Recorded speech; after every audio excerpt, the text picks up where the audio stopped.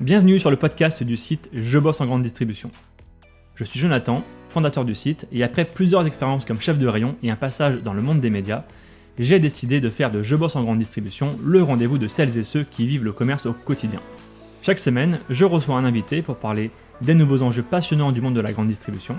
On y parle des métiers, de transition numérique ou encore des sujets liés à la RSE. Si vous êtes un auditeur fidèle ou simplement de passage, et si cet épisode vous plaît, pensez à nous laisser une note ou un commentaire sur les plateformes d'écoute comme Apple Podcast ou Spotify, cela nous aide énormément. Place maintenant à l'épisode du jour, bonne écoute. Bonjour Laurent. Bonjour Jonathan. Tu es le cofondateur de Codabene, une start-up dont la mission est de réduire d'une part le gaspillage alimentaire des magasins et d'autre part de renforcer la traçabilité des produits. Je suis très content de t'avoir sur un sujet qu'on aime beaucoup traiter sur le site et sur le podcast. Dans cet échange, on va surtout revenir sur votre solution, enfin sur vos solutions, sur les moyens pour optimiser la gestion des rayons. Et j'aimerais aussi qu'on parle durant cet échange sur l'impact de l'innovation, de la technologie sur les équipes en magasin. C'est un angle qu'on prend assez rarement. Et je pense qu'effectivement, c'est aussi grâce à ceux qui vivent le commerce au quotidien que des solutions comme la vôtre peuvent exister. Pour commencer, en quelques mots, Laurent, est-ce que tu peux nous raconter un peu qui tu es, nous présenter le riche parcours professionnel que tu as eu, que tu as eu avant de fonder Codabene. J'ai vu que tu es passé chez Casino, tu es passé chez Auchan notamment. Raconte-nous un peu comment ça s'est passé pour toi. Ouais, je suis sorti d'une grande école de commerce et suite à ça, j'ai travaillé chez Auchan comme chef de rayon dans l'hypermarché, dans le magasin de la Défense. Okay. Expérience géniale et très dure en même temps parce que la grande distribution c'est pas facile non plus. Donc j'ai adoré, j'ai souffert et j'ai adoré, mais j'ai quand même globalement adoré. Voilà. Et souffert parce que c'est le rayon liquide. Souffert parce que c'est rayon liquide et que c'est. Il y a beaucoup de volume notamment. En effet, assez physique. Et voilà, parce que le rayon de la Défense que j'avais, il faisait un étage entier. C'était super, j'ai adoré. Après, j'ai une opportunité les gens se disent ça n'a aucun rapport, mais ça a quand même un rapport. J'ai travaillé chez McKinsey. J'ai fait de l'efficacité opérationnelle dans plein d'endroits, dans des entrepôts, dans des magasins, dans des usines, dans même des bureaux. Et en fait, j'avais appris chez Auchan pas mal de sujets de l'efficacité opérationnelle. Parce que j'étais passé par un programme qui s'appelait efficacité opérationnelle. Ouais. Et un peu comme dans la pièce de Molière, Monsieur Jourdain, qui fait de la prose sans le savoir. Là, moi, je faisais un peu de l'efficacité opérationnelle sans le savoir. Chez Auchan, j'ai appris la théorie de ça après chez McKinsey. C'était très intéressant aussi. Et je suis retourné dans la grande distribution, cette fois-ci au siège, au groupe Casino, vraiment niveau groupe. Et là, j'ai fait diverses missions pour la direction générale du groupe, dont une qui a pris le pas sur les autres, qui a été effectivement le développement d'une application qui s'appelle Casino Max. Où du coup je manageais des équipes en interne, en externe, de développeurs internes, de développeurs externes, de chefs de projet, de designers, etc. Tout, pour construire cette application à marche forcée qui avait été demandée par le grand patron. Un mot peut-être, on va revenir sur ces deux expériences chez Auchan et Casino.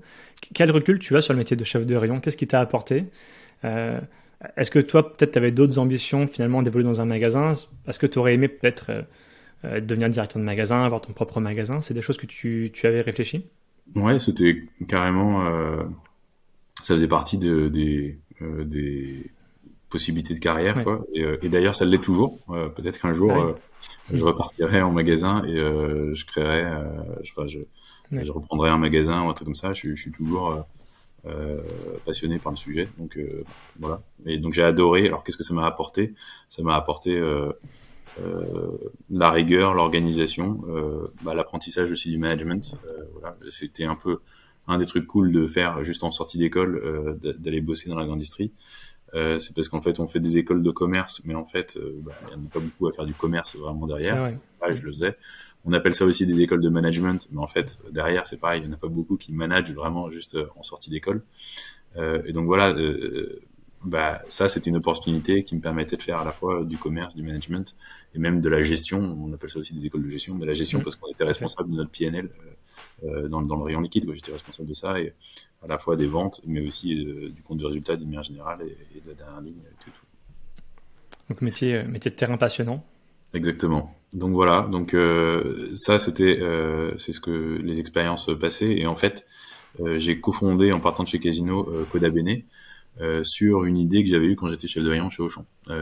C'est-à-dire en fait bah Hmm. même dans le rayon liquide qui est pourtant pas celui auquel on pense en premier quand on pense de la casse et de la péremption des produits, bah, même dans le rayon liquide en fait on jette des produits Tout à fait. Hmm. que ça soit des sodas avec où il y a de l'aspartame qui ont des dates en fait plus courtes que ce qu'on croit, que Ouais. ça soit des bières, que ça soit même certains jus de fruits, etc. et tout, bah en fait il y a de la casse assez régulièrement. Et moi, bah ça me rendait fou C'est clair. de devoir jeter des produits et c'était à chaque fois parce qu'effectivement, bah il y avait un truc qu'on avait mal fait. Quoi.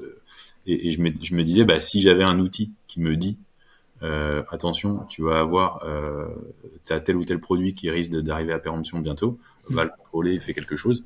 Évidemment, on n'aurait jamais laissé les produits se périmer, quoi. Donc voilà. Donc à l'époque, je me suis dit, bah, en fait, c'est bête. Si jamais on avait la date de péremption, aujourd'hui le code barre il fait 13 chiffres. Si on rajoutait 6 chiffres année, mois, jour dans Ouais. le code barre, et ben en fait on pourrait très bien encapsuler la date de péremption et faire encapsuler la date de péremption dans le code barre et faire une gestion de stock qui soit pas seulement à la référence produit, à la SKU, mais aussi vraiment à la date de péremption. Et voilà. Et Tu as commencé un petit peu à expliquer ce que vous faites justement avec vos voilà. solutions type Donc ça c'était DLCMMO. vraiment la vision de base. Et donc Oui. je suis parti de là. Voilà. Et après les expériences chez Auchan, ensuite chez McKinsey et ensuite chez Casino, bah là je me suis dit, ok, cette idée que j'ai eue quand j'étais chez Auchan, Ouais. maintenant je vois comment le faire. Du coup je me lance et c'est comme ça qu'on a créé Codabney. Et ça, c'était en quelle année? Et ça c'était en tout début 2019. Alors, en 2019, ok. Alors, on était déjà sur un marché déjà un petit peu mature. Mhm. Il y a beaucoup d'acteurs sur le marché. Alors, bon, j'ai pas forcément envie de toutes les citer. C'est quoi Codabene concrètement? C'est quoi le pitch? Et comment vous vous positionnez justement sur ce marché? Ok. Bah, Codabene, on est une entreprise d'aide à la gestion de dates de péremption et à la réduction du gaspillage alimentaire, quoi. Donc on aide euh, les retailers Hmm. à maximiser leur marge sur la gestion des produits en fin de vie et on Ouais. les aide évidemment à réduire au maximum le gaspillage alimentaire, minimiser le gaspillage alimentaire. Ok. Je Et laisse voilà. continuer. Et comment est-ce on se positionne bah, certes, on est fait arriver plutôt après un certain nombre d'acteurs. Mais aujourd'hui, en fait, on est numéro un en nombre de points de vente. C'est-à-dire que, en gros, sur le marché français, il y a deux, trois acteurs qui sont là depuis 10 ans, au moins. Oui, Et à peu en près. fait, en nombre de points de vente, aujourd'hui, euh, on est passé devant, en fait, très rapidement. Parce que là, vous avez parmi vos clients Casino, enfin le groupe Casino. Donc Hmm. Casino, Monoprix, je pense notamment. Ouais, Casino, Monoprix. Et puis, on a aussi le groupe La Belle Vie, qui est un Oui. groupe marocain, qui a les enseignes Carrefour au Maroc. Et Ok. puis, on a aussi d'autres enseignes plus petites, régionales, notamment par exemple Marcel et Fils, une enseigne Oui. bio du sud de la France, etc. Et ça veut dire quoi? C'est à peu près plus de 1000 points de vente, il me semble, selon mes recherches. Aujourd'hui, là, on est sur 1000 points de vente. Voilà, on est déployé dans 1000 points de vente. Hyper intéressant. Alors, une de vos solutions phares, c'est DLC Memo. Mhm. C'est ce à quoi tu as pensé quand tu étais chef de rayon, qui est une application mise à disposition des employés. Alors, il faut savoir qu'avant ce type de solution, bon, toi tu l'as peut-être connu, on faisait tout à la main. Exactement. Quand j'étais chef de rayon, on avait un cahier, un crayon, et on était quasiment tout à la main. C'était très perfectible, Mhm. mais ça avait quand même le mérite de fonctionner.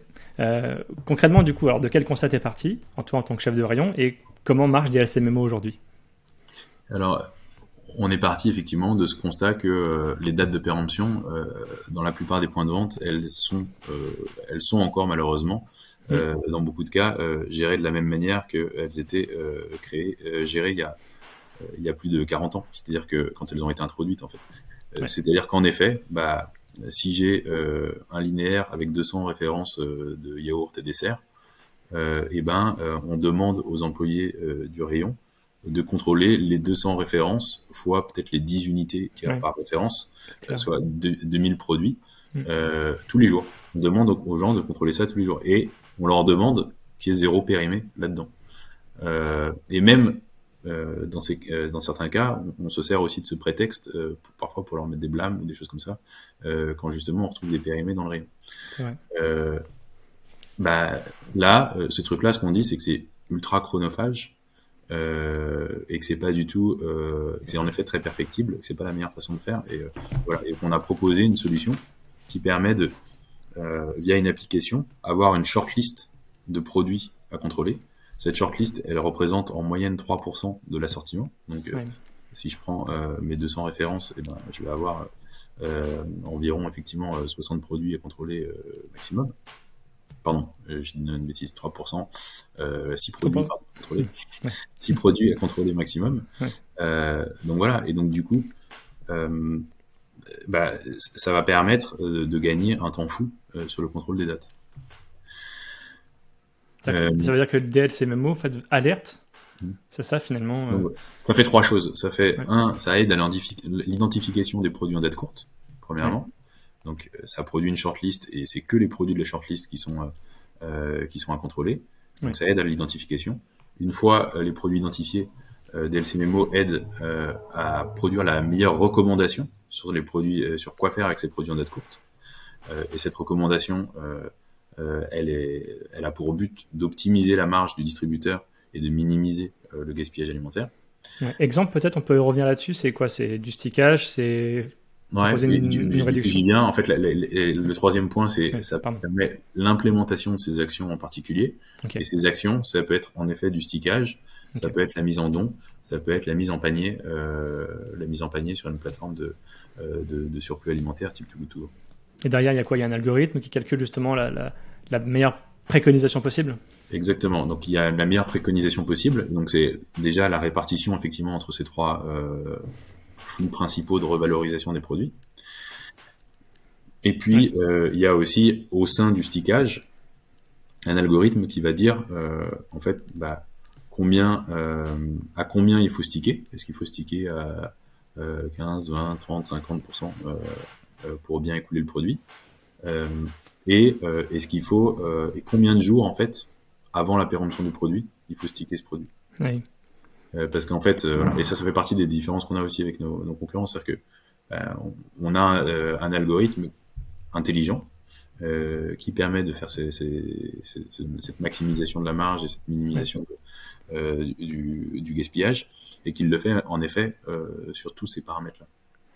Est-ce qu'on peut justement donner un petit peu les grandes lignes de cet algorithme? Il se base sur quoi? Sur la saisonnalité, sur le volume de produits, sur le jour de la semaine? Ouais, ce qui change aussi beaucoup par rapport à la situation avant DLC MMO. Donc effectivement, la façon dont les gens gèrent ça depuis des dizaines d'années, c'est que historiquement, les distributeurs ont ce qu'on appelle des chartes enseignes, qu'ils appellent soit des chartes qualité fraîcheur, des chartes je sais pas quoi, etc. Et donc, dans les enseignes intégrées, il y a une règle qui est la même pour tout le monde. Dans les enseignes d'indépendants, évidemment, les gens ont plus de marge de manœuvre, mais n'empêche que même l'indépendant, il va dire à ses employés, moi, vous me stickez tous les produits un jour avant la date à 25%, etc.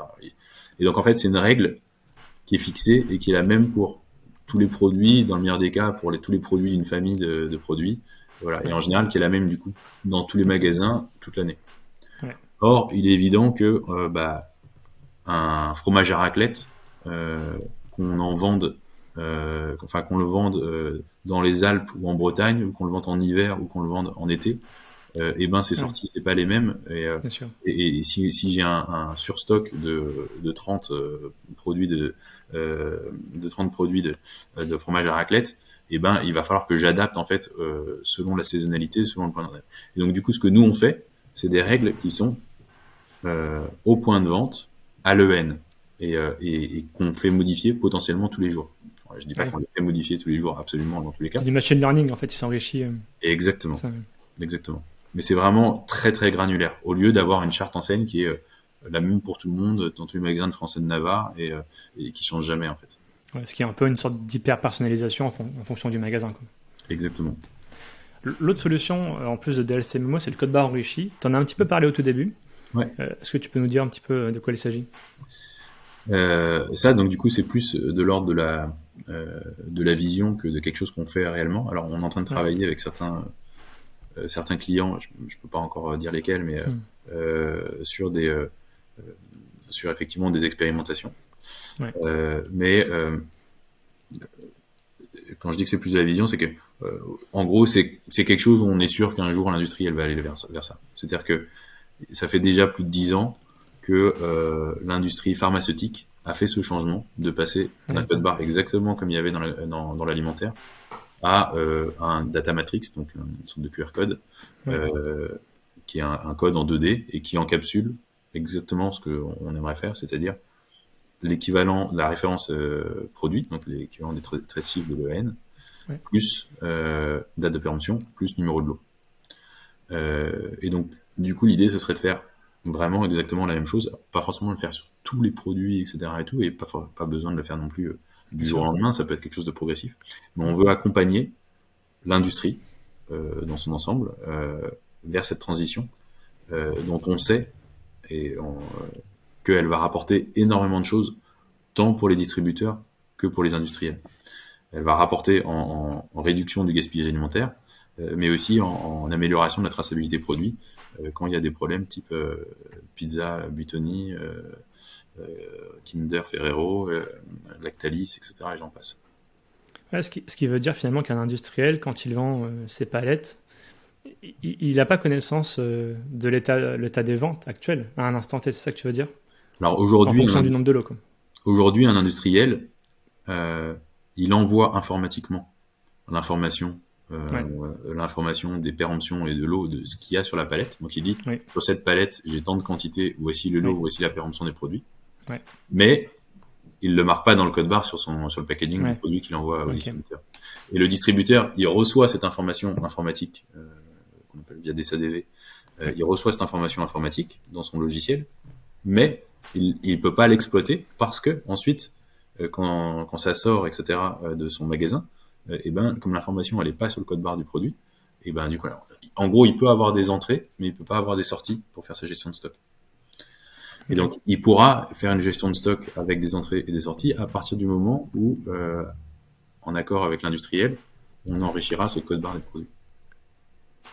C'est intéressant.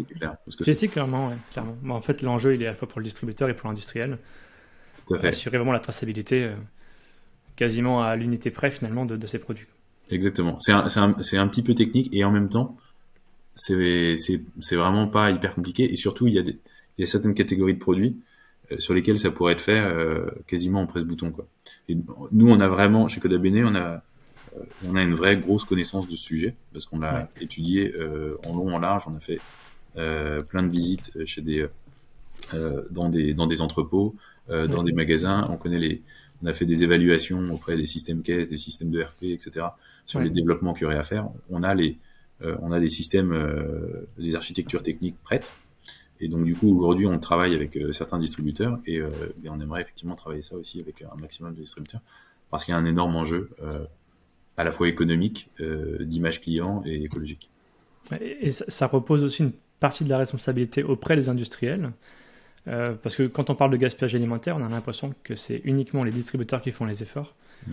Je pense que je te vois sourire du coup à l'écran parce que non, mais je pense que tu partages une partie de cet avis, mais c'est vrai que ça repose aussi. Enfin, je pense que l'industrie a aussi sa responsabilité dans le gaspillage. Mais, en vrai, les industriels ils font beaucoup d'efforts dans l'usine pour pas faire de ce qu'on appelle en anglais du scrap, donc du gaspillage vraiment en usine. Tous les produits qui sont. Mais en effet, le gaspillage alimentaire qui a lieu en magasin ou chez les particuliers. Aujourd'hui, l'industriel s'en préoccupe peu. Oui, c'est vrai. S'en préoccupe peu. Et c'est de ça dont on parle. C'est effectivement faire en sorte qu'il y ait moins de gaspillage chez le particulier, moins de gaspillage en magasin. On pourrait le faire via l'enrichissement du code barre des produits. Mais je pense que l'industriel, malgré tout, a tout à fait intérêt à y être. D'abord parce que la marque qui fera ça en premier, elle aura une reconnaissance, une image de marque qui sera énorme et qui sera, enfin, ça fera un vrai énorme buzz. Voilà. Et d'autre part, de toute façon, c'est aussi un sujet qui est utile dans le cadre des sujets retrait-rappel. Voilà, je sais plus des chiffres exacts, mais quand il y avait eu l'affaire Lactalis, le PDG de Lactalis, il avait dit que à cause de ça, il avait perdu 200 ou 300 millions d'euros. Ouais. C'est comme ça.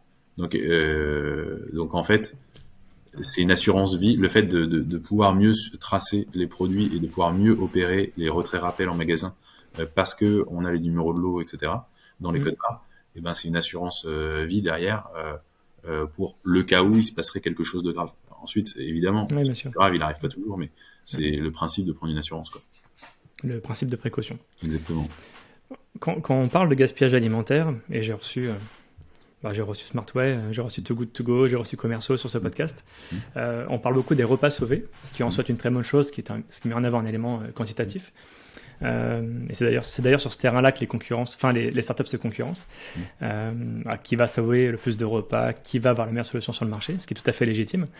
On parle moins en revanche d'un aspect peut-être plus qualitatif, qui est celui des effets, des impacts de la technologie sur les équipes en magasin.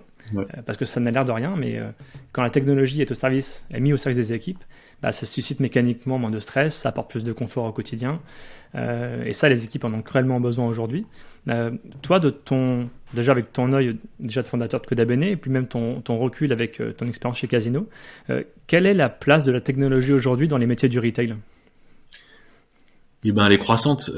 Toutes les enseignes ont des équipes aujourd'hui qui s'appellent innovation et mobilité ou digitalisation des opérations, enfin ce genre de choses, quoi. Donc ils sont tous en train de travailler sur ces sujets-là. Et c'est vrai que notre sujet de digitalisation des dates de péremption et de facilitation de la gestion des dates, c'est souvent un sujet qui arrive assez rapidement parce qu'il est assez évident. En fait, aujourd'hui, quand les gens, c'est ce que tu disais au début, quand les gens contrôlent 200 références d'un linéaire de yaourt et dessert tous les jours, on se dit qu'il y a ce qu'on appelle du waste dans le langage lean, c'est-à-dire qu'il y a du temps perdu, quoi, et du temps à gagner. Et donc là, très clairement, nous aujourd'hui, on apporte une solution qui fait gagner du temps aux équipes. Et c'est pour ça aussi qu'elle est si bien adoptée. C'est-à-dire que on l'a conçue de telle sorte à ce que ça soit un vrai plus de confort pour les équipes opérationnelles magasin. Et aujourd'hui, il y a des gens qui nous disent, en fait, on passe de la machine à vapeur au TGV, quoi. Mais c'est une vraie citation, ce qui est fou, ouais. Et parce qu'en fait, c'est le jour et la nuit par rapport à ce qu'ils vivaient avant.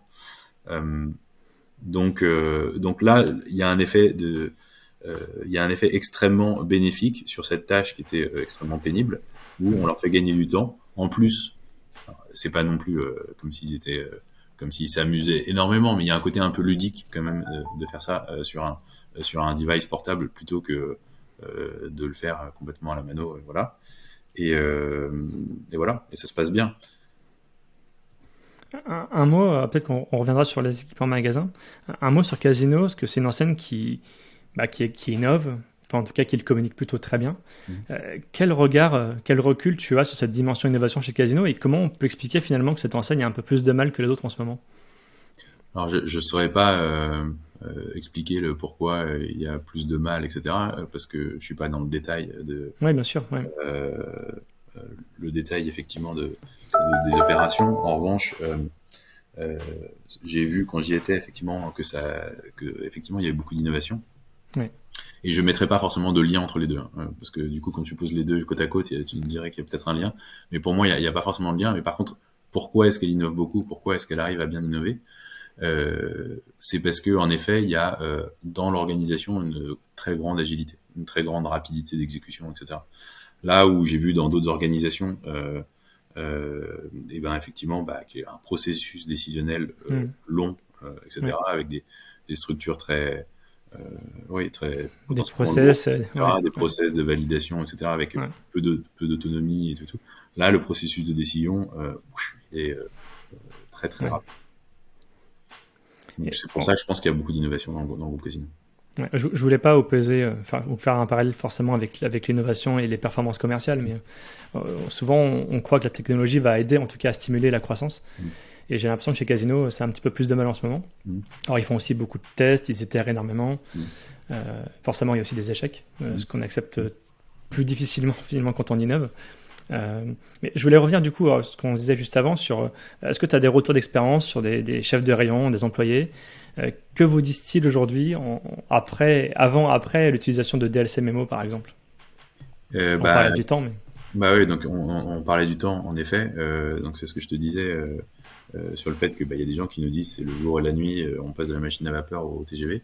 ouais, Euh, donc sur le temps, on fait gagner aux équipes quasiment, enfin on fait gagner jusqu'à 1 heure par jour par personne, quoi. Donc parfois c'est vraiment colossal. ouais, Dans les autres gains, il y a un gain satisfaction client qui a un effet sur les équipes aussi. C'est-à-dire que euh, grâce à nous, les gens arrivent à atteindre, c'est pas à 100%, etc., mais ils arrivent à se rapprocher du zéro périmé en rayon. Donc forcément, ça améliore la satisfaction client et ouais, forcément, du coup, ça réduit les moments où en caisse il y a des frictions, les moments où tu ouais. retournes à l'accueil en disant je suis arrivé chez moi, j'ai trouvé un produit périmé, etc. C'est scandaleux et donc avec des gens qui se font insulter par les clients à l'accueil, C'est vrai. c'est ce genre de choses que ça évite. Donc voilà. Autre impact aussi sur les équipes au sens large, ça crée de la transparence sur est-ce que le job est fait ou est pas fait. Parce qu'avant, je suis manager de rayon, chef de rayon, etc. Ouais, Il y a, je demande, t'as fait les dates, le gars me répond oui, et ensuite, je le crois, quoi. Mais bon, s'il l'a pas fait, c'est la même chose, et voilà. Là, en fait, on peut savoir, via un reporting hyper simple, si le job a été fait ou pas, quoi. Et si ceux qui le font bien tout le temps, on peut les féliciter, et ceux qui le font pas bien, on peut essayer de les accompagner pour qu'ils le fassent bien. ah, ça devient aussi un vrai outil de suivi, même de management finalement, Exactement. des équipes en magasin. Et en même temps, et c'est ce que je te disais à un moment donné,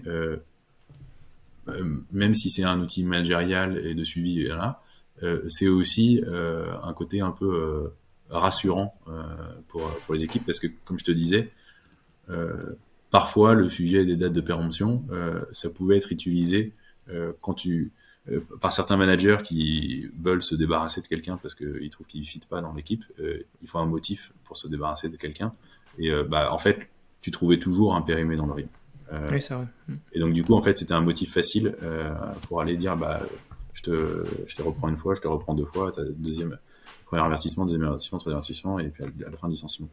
Bah, les employés qui sont droits dans leur botte, qui pensent bien faire le truc, s'ils font bien le travail avec l'outil, ça les aide à faire en sorte qu'il y ait zéro périmé dans le rayon. Donc, ce que je veux dire, c'est que c'est même une sorte de protection vis-à-vis d'un manager qui serait potentiellement pas bien luné. Si la personne elle fait bien son travail, elle a rien à craindre, quoi. On arrive à la fin de ce podcast. Est-ce que Laurent, on peut revenir sur des grands chiffres de Coda Bene et puis donner quelques indications à ceux qui veulent éventuellement travailler avec vous, où est-ce qu'on peut vous joindre? Ouais, donc euh, on existe depuis 3 ans seulement et on est déjà Ouais, dans plus de 1000 points de vente. ouais, Euh, on a aujourd'hui une très forte croissance sur effectivement tous les nouveaux business. On est présent en fait, on est en test sur les 4 continents, pour être précis. ouais. Donc, évidemment en France et en Afrique du Nord, mais on a aussi des pilotes en Asie et dans le Nouveau Monde. Euh, on a aujourd'hui des magasins déployés dans tout type de format, donc à la fois hypermarché, supermarché, mais aussi magasins de proximité. On a même sur des trucs d'ultra proximité avec des boutiques toutes petites comme des duty free ou enfin voilà des trucs Mhm. avec un nombre de références aussi très très faible. Ok. Et puis en termes d'impact, on a un retour sur investissement qui oscille entre x20 et x30. On fait gagner entre 5 000 et ça peut monter sur les très gros magasins jusqu'à 100 000 euros par an pour les magasins en réduction de la démarque casse. Là, je parle uniquement Ouais, réduction de démarque casse et hors gain de productivité, etc. Donc on a un retour sur investissement qui est colossal et sur ouais, des grandes chaînes, ça se chiffre en millions / dizaines de millions d'euros qu'on fait ouais. économiser par an par l'enseigne. Et donc pour vous contacter, donc codabene.com ou Laurent Bacot ou Margot Cornu aussi. Ouais, Margot. margot.cornu@codabene.com. On est en effet une équipe d'une vingtaine de personnes Ouais. hyper motivées, hyper passionnées aussi par ce qu'on fait, par la grande distribution et par la réduction des gaspillage alimentaire. En tout cas, merci beaucoup Laurent pour ces échanges très clairs sur un sujet, un angle qu'on ne prend pas souvent quand on parle de gaspillage alimentaire. Merci Donc très Jonathan. content de vous avoir reçu. Merci Jonathan. Merci à tous d'avoir écouté ce podcast jusqu'ici. Pour retrouver des informations sur notre invité et accéder à différentes ressources, cliquez sur la description pour en savoir plus. Ce podcast est produit par le média indépendant Je bosse en grande distribution. Chaque semaine, nous proposons un regard différent sur la vie des magasins, des enquêtes, des décryptages, des témoignages. Retrouvez-nous sur notre site et rejoignez la première communauté des professionnels de la grande distribution.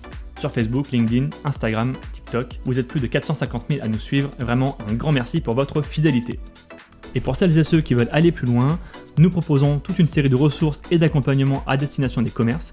Pour en savoir plus, cliquez dans le menu Agence ou ressources sur l'accueil de notre site. À bientôt!